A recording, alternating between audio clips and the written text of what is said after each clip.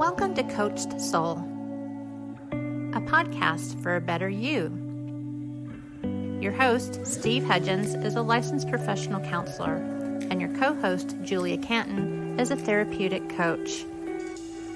Together, they discuss various topics, providing a different perspective on life and insight that you are not alone. On a non-emergency basis, you may contact them at area code 918-280-8690 or coachsoul.com to provide them with new topics, feedback, or to request an appearance on the show. And now, here's your host, Steve Hudgens. Hey, welcome back to the show. Unfortunately, Julia is on a sabbatical right now up into the mountains of Mena, Arkansas at Campground TBD Publishing. In fact, I would like to promote a new book that's coming out this summer called My 2 Cents on Self-Love. One of the things that there's about 30 plus authors that are coming together again in an anthology to talk about our self-love. My chapter, Dragon's Gold, will be in this book about my self-discovery of self-love, how I overcame my trauma in my past, and how I became better in my secure attachment. You know, we talked about attachment in these series. I want to continue a little bit more. I know the last time we spoken that allegedly I was taken, but unfortunately that didn't pan out. One of the things that you want to be careful about when you're dating or if you're in a marriage or a relationship is paying attention to the other person's mannerisms and things like that. So one of the things that I want to talk about is out of the disorganized attachment that we talked about a couple of weeks ago, and then you have the anxious attachment disorder, is that sometimes out of these attachment issues arise narcissism and codependent behaviors. One of the things that I want you to be aware of is that sometimes codependents and narcissists are human magnets. They are drawn to each other, and that's one of the things about attachment that makes it very difficult in a hate, love, push, pull type of relationship. If you're aware about your situation, be careful about how you enter into a relationship. Take your time in getting to know this person. Now, we think that men are primarily a narcissist, but there are some research that back up that men are likely to be narcissists than women. But can women be more narcissistic? Yes, they can, especially with covert narcissism. And when you think about covert or communal narcissism, that is primarily in the female zone as far as a covert. Now, covert is what? So let's define what a narcissist. A narcissist is an extremely self-centered person who has an exaggerated sense of self-importance. So we call it a narcissistic personality disorder or an NPD. They have an inflated sense of their own importance, a deep need for excessive attention, admiration, and they have troubled relationships. In this, they could be charismatic, they could be charming, they come across as having some empathy. But covert is literally defined as not openly shown. In this way, the covert narcissists become exponentially more threatening because the nature of the disposition is to hide the telltale signs of a narcissism. In other words, you look for the classic narcissist or an overt, but when it comes down to a covert, they blend into the background. It becomes grandiose about themselves and self-possessed about who they are as a person. So it's about them. Covert narcissists are conflicted. So when you look for a person who seems overly confident and at the same time insecure, they surround themselves or identify with expensive items or people to get a sense of self-worth. As a therapist, I've come to listen very carefully in therapy sessions because a lot of times narcissists will give themselves away. So understanding covert narcissists, it's fair to say that spotting one may prove to be much harder, or it becomes our job to become that much more aware. They mainly come in quietly, but still in the end, sharks look like sharks. And when I'm looking at this situation, it's was surrounded about, this other person and not having a combined relationship. And I believe that relationship shouldn't be about a give and take, because I look at it as a consumerism attitude. It's about a give take, and then it's keep score. Well, I did this last time, so it's your turn to do this time. And then if that doesn't happen, we become upset because the expectation hasn't been met. But what if we help relationships to be about more serving one another, to where we're serving one another in spite of what happens here? Because one day she's going to be sick, and men, you need to step it up to the plate. In counseling, there's a in the past, there has been someone who complained about her husband staying at home and doing nothing while she was at work. She would come home and the house didn't have anything done. That's more of a narcissist. They don't want to help. It's all about them, and the world surrounds themselves. But it's like she felt too late to get out of this situation because of her child. Look, if you're having some arguments here and you feel like you're arguing in front of the child, it's not worth staying married for the sake of the child. Narcissism has a way of eating at the relationship and destroying what is around you. So one of the things that I notice is that with a narcissist, their language revolves around them. And you have to look at, well, when's the last time they asked the question about me? It's all about that other person. And so it becomes interesting when you have a narcissist, it's all about them. They rarely get involved in asking questions. And then of course, they cancel plans all of a sudden. And it's entitlement. And it becomes excusatory as to the reason why their behaviors the way they are. The other piece of it is narcissists like to flirt. It's a form of manipulation because they can't imagine any man or woman wouldn't be totally seduced by their narcissistic ways. Narcissists see themselves standing on the top of the social pyramid with everyone else firmly beneath their feet. This attitude can become apparent if you listen to how they talk about others. And so there's no blame. A narcissist doesn't take blame. It's all about your fault, to where it makes it feel like you're crazy. I had one lady on a phone call the other day asking, am I crazy? And I said, what makes you feel like that you're crazy?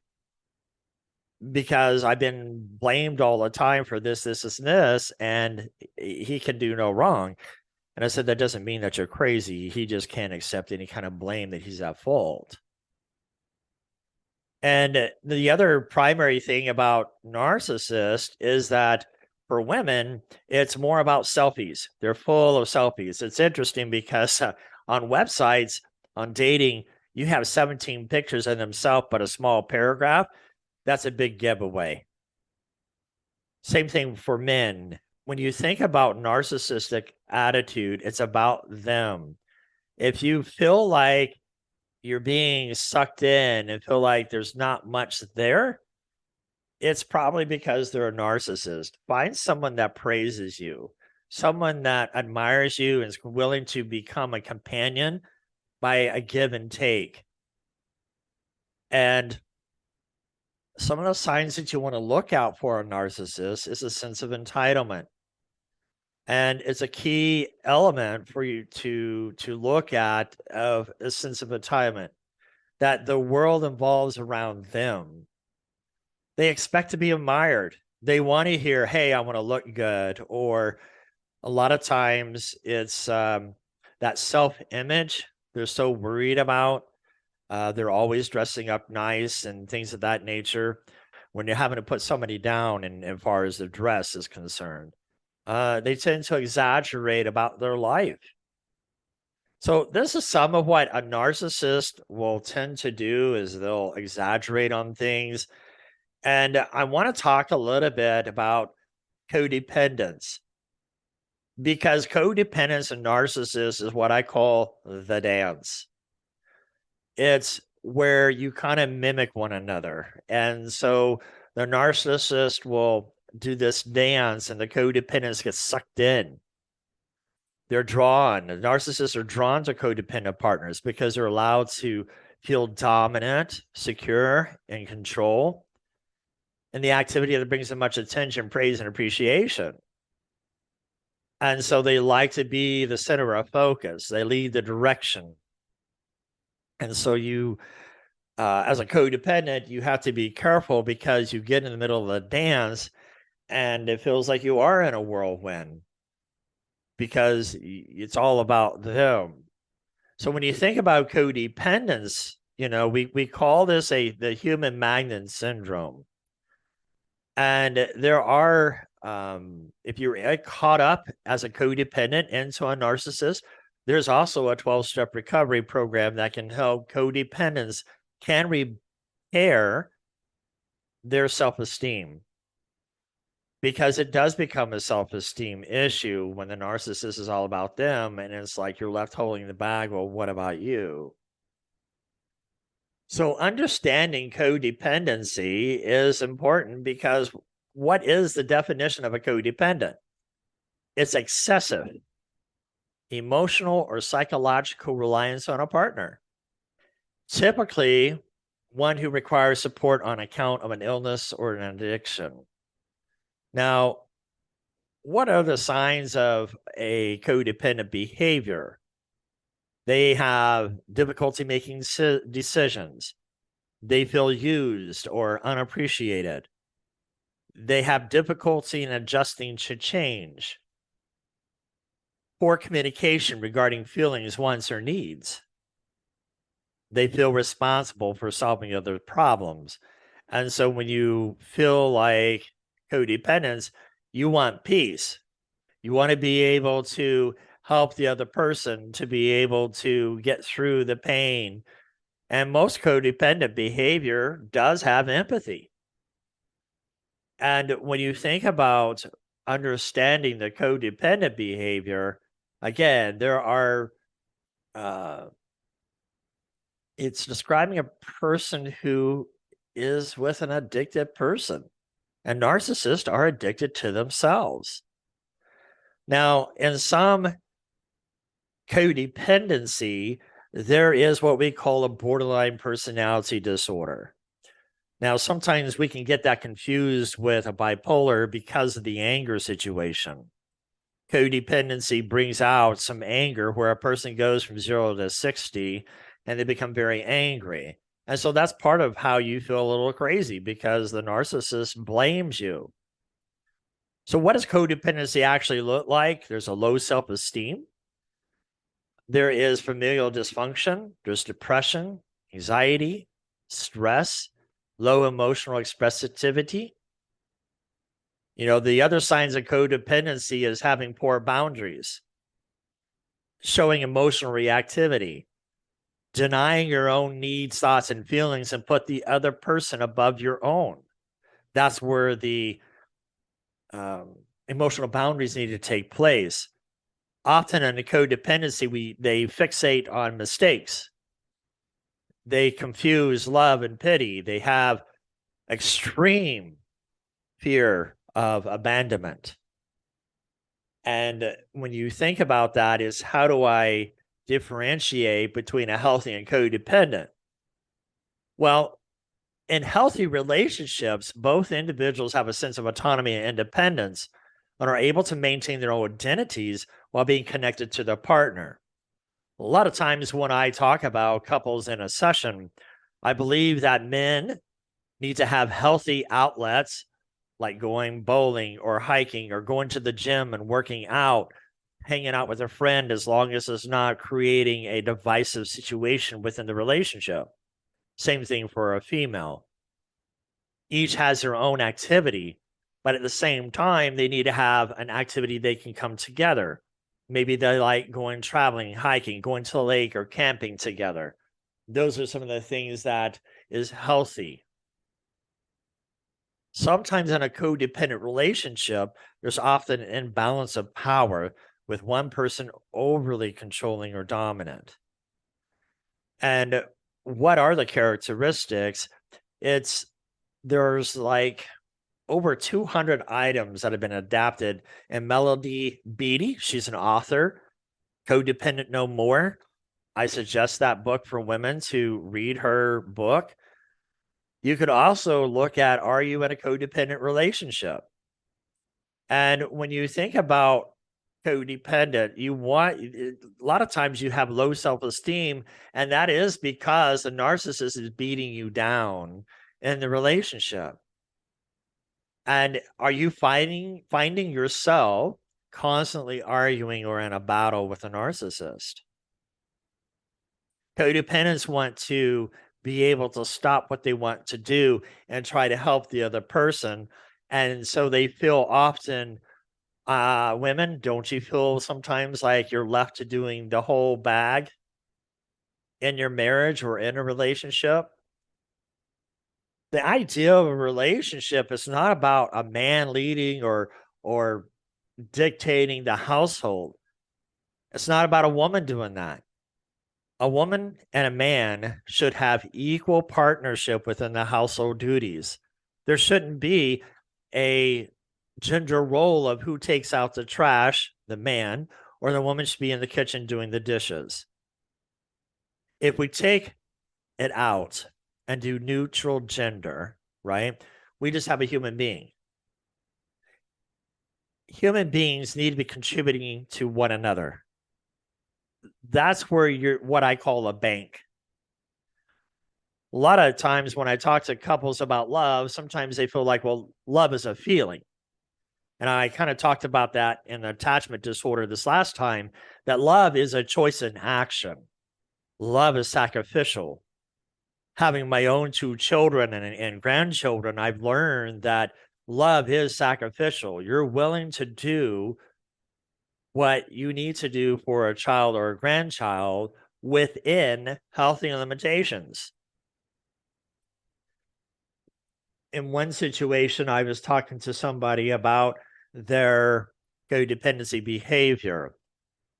She equated that one day that the husband had gotten out of bed and asked for her to go, and she didn't want to go. She wanted to kind of lay in and sleep. And as he was walking out the door, her daughter came into the bedroom, was complaining about her legs and needed to have a massage on her legs.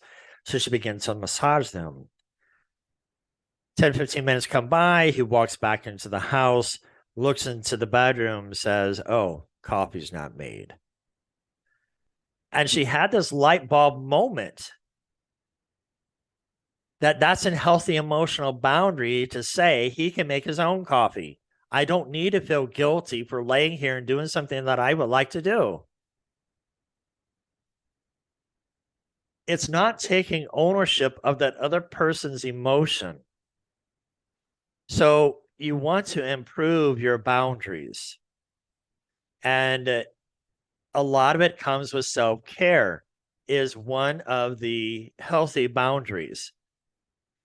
Because you want to have self-care. You want to be able to take care of your needs. There's another book by Melody Beattie that's really good. It's The Language of Letting Go. Daily Meditations for Codependence. It's full of meditations and focuses on self-esteem, acceptance, health, and recovery. And that's a discovery to self-love. When you love yourself in a healthy way, then you learn how to love other people in a healthy way because you're not having to go above and beyond. It's being able to understand where you are. Another book that I suggest is by Jeanette Minter. You're not crazy, you're just codependent.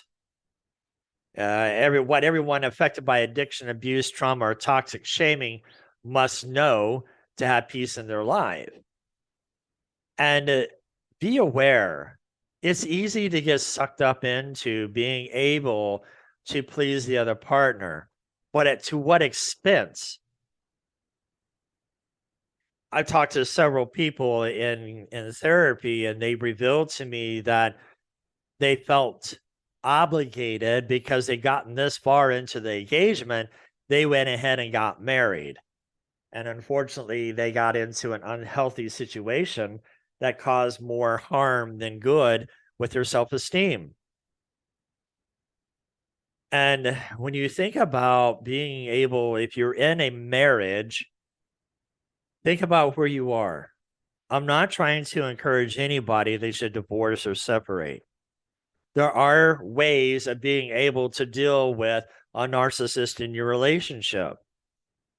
How to Disarm a Narcissist is another book that I recommend as far as helping you how to engage with a narcissist. So, how does a narcissist and codependency to behavior, how does it develop even more? And one of the things that I think about in a relationship is our conditioned behavior of what we've been through as a child. If I have a narcissistic parent or guardian in my life that's always dominating, I could turn out to be the same way or be attracted to the same thing. So, whatever's been displayed in this relationship is about what I'm going to attract in my own life. And when I talk about healthy emotional boundaries, I hear it all the time. I don't want to be a queen bee because I put up these boundaries, and I have, and they complain about me being a bee.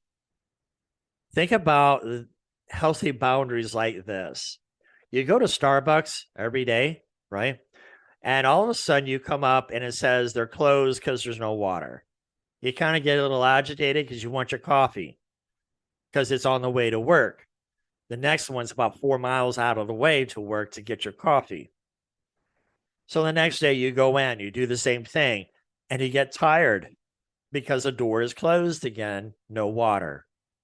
Healthy emotional boundaries does that. It stops people from walking over you, and it gives you a self-esteem. Dependent behavior, independent behavior should complement without compromising emotional boundary. Again, it's about serving. Love is a choice in action while sacrificing, but it's a healthy sacrificial love. You're in the middle of doing chores and you hear your child being sick, you're going to drop everything to go and help your child because they're sick. That's healthy. But you get a grown person who's puking, yeah, you want to kind of go check out, but evidently it's a consequence to their alcoholism and they're drunk and they're hugging the white circular bowl in there. I want to help, but at the same time, you got to be careful because are we enabling their behavior because they know you're going to come and rescue them all the time while they're being sick? I'm not saying ignore the person, okay? I'm just saying be aware of your attitude and your ways of looking at things. Love is always about sacrificing and being able to give to the other person because you want to deposit into that person's bank. And sometimes there's withdrawals out of this bank, but I still have a choice to choose the love. I want to continue this with you as far as the codependent narcissist behavior because it's becoming more and more prevalent. It would be nice if we could come back into the middle of a pendulum swing, that we're able to work together in a relationship, that there is a reciprocity of serving the other person. I hope this helped a little bit and wrapping up our segment on attachment disorders. Until next time, be blessed and be safe. Thanks for joining us today. We hope to have you back next week. Until then, be safe and be kind.